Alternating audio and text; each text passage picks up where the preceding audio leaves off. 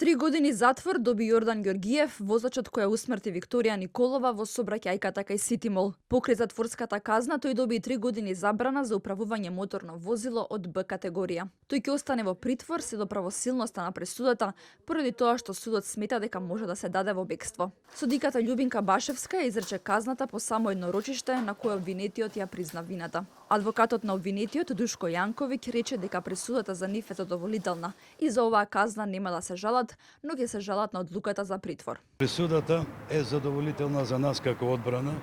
На оваа казна од 3 години нема да се жалиме на присудата, но ќе се жалиме за одлуката за притвор, затоа што сепак ние баравме домашен притвор, што и во правото е притвор кој што ограничува, не е одбрана од слобода. За семејството ваквата присуда е ослободителна и со истата се дозволува ваквите пристапи да поминат неказнети. Таткото на починатата Викторија кратко изјави дека е згрозен од оваа држава и дека никој нема доверба во судството. Згрозен сум од оваа држава и од судството и затоа има толку голем процент на доверба во судството, 0%. Друго немам ништо. Згрозени сме ние како фамилија со ваква пресуда и немам зборови, затоа сите ја напуштат оваа држава.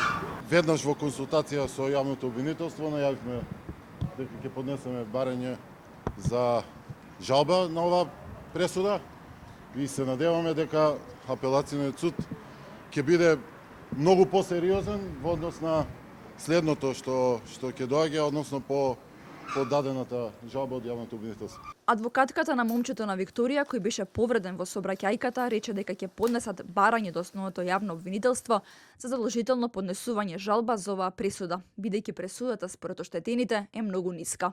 И покрај тоа што минатиот пат побаравме пресуда која ќе одекне во јавноста како апел за да престанат ваков вид на кривични дела, бидејќи секојдневно ни гинат пешаци во градот, но за жал пресудата од 3 години сметаме дека обвинетиот ја доживува како ослободителна пресуда. Возачите кои предизвикуваат сообраќајни несреќи со смртен исход често добиваат условни казни или затворски од по неколку години.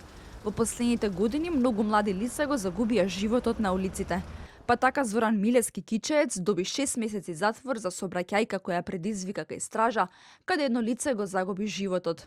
За сообраќајката на Партизанска, каде почина младата Фросина, сторителот беше првично осуден на 6,5 години затвор, но со одлука на апелација казната се намали на 4 години затвор. Сторителот на сообраќајката во Кумановско, каде почина младата Јелена Филиповиќ, доби 7,5 години затвор, иако возел под дејство на алкохол и опијати.